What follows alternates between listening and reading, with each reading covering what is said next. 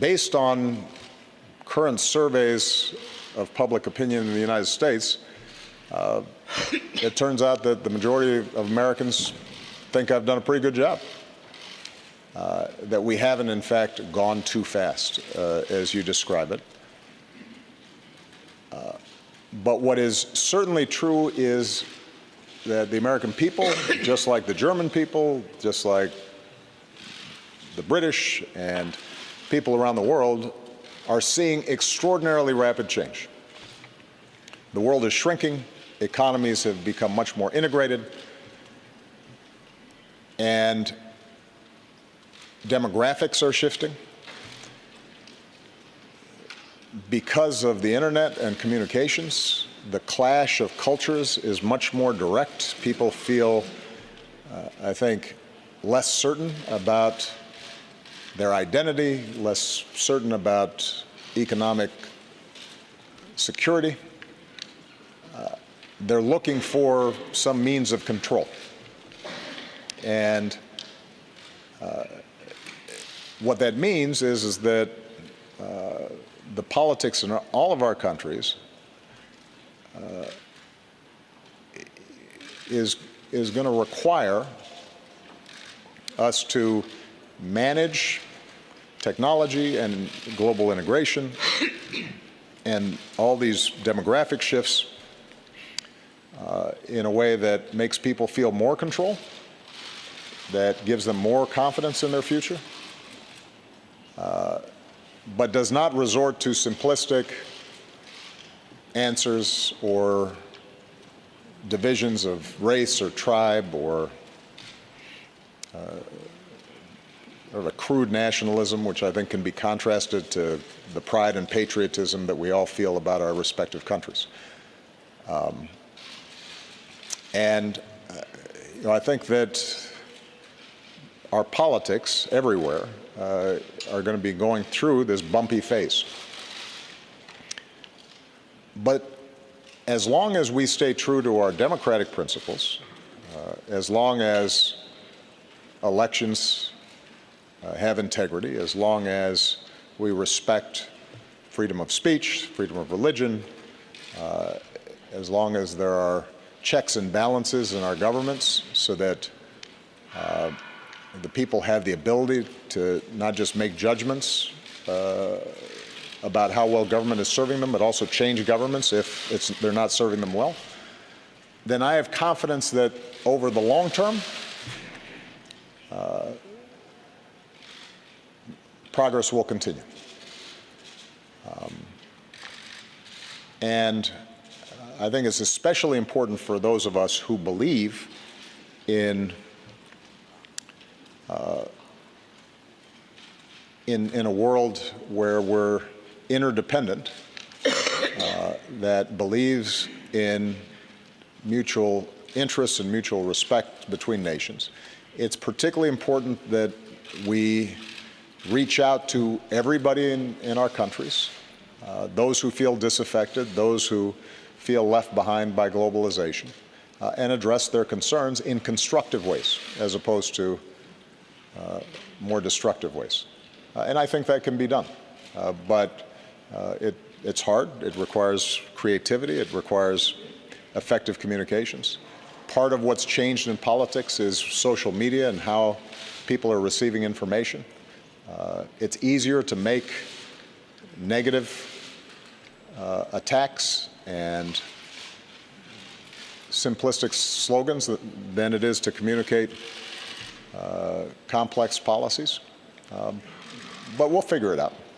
So ultimately, I remain optimistic about not just America's futures, but the direction that the world is going in. And part of what makes me most optimistic is if you look at the attitudes of young people.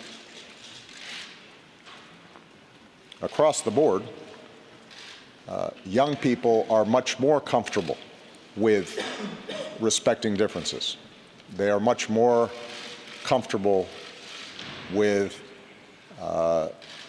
diversity. They are much less likely to express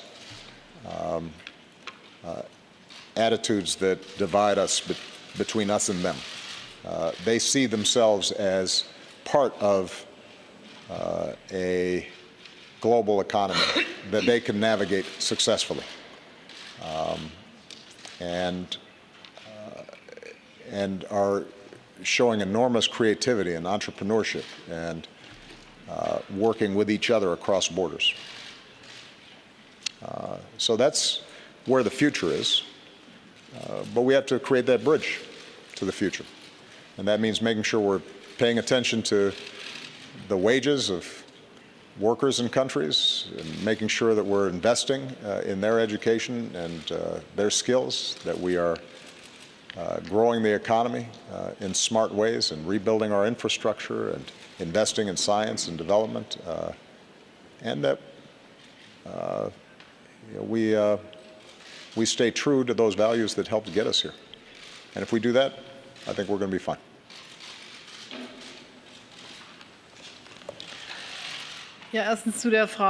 Well, on the issue first of independence of Germany, after the time of National Socialism, Germany has been given an enormous amount of help, particularly and also from the United States of America.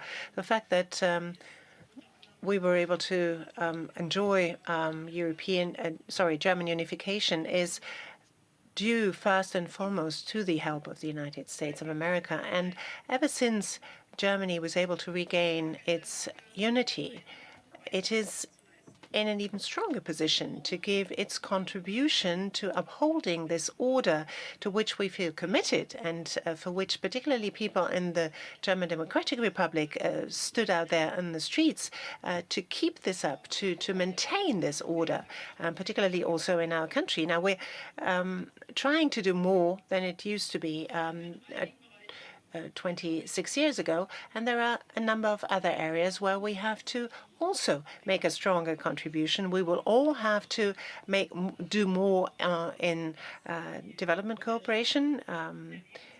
It's important that these disparities in the living conditions cannot be allowed in this digital period to be too marked. Each and everyone must be given an opportunity to participate, which is why Germany's fate in many ways depends on the firmness of its alliance with NATO, with the European Union. We cannot stand alone with 80 million people. In this world of today, you cannot, when you just stand on your own, achieve much, even though you may be economically strong. So alliances are part of our destiny as a nation, part of our future as a nation, and this is what guides me in my policy, what guides my government as a whole. Secondly, this wave of populism that seems to engulf us, well, look at and that seems, in your words, to come from the United States. Look at the European Parliament. There are a lot of people who are looking for simplistic solutions, who are sort of preaching policies of, very unfriendly policies. We have them here in Europe too. We have them here in Germany too. And to take up where the president left off, digitization is in a way a disruptive force, a disruptive technological force that brings about deep-seated change, transformation of society. Look at the history of the printing press. When this was invented, what sort of consequences this had, or industrialization, what sort of consequences that had. Very often it led to enormous transformational processes within individual societies, and it took a while until societies learned how to find the right kind of policies to contain this and to manage and steer this. And I think we live in a period of profound transformation, very similar to when we had a transition from agricultural societies to industrial societies.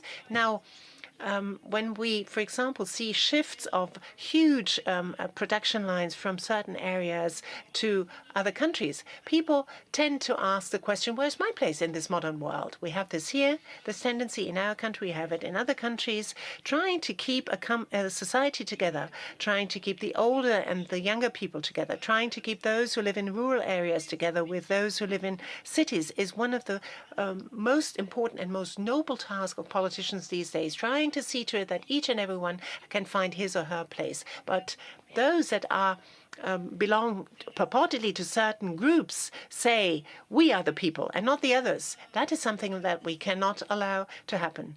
That is something that I think at the time in the GDR, at the time when we had this in the GDR, where the people stood in the street and said, "We are the people," that was something that filled me with great joy. But the fact that these people have hijacked it certainly is not something that fills me with great joy. We have to find new ways of addressing people, new ways of getting into contact with people, but I'm optimistic that we will be able to do so.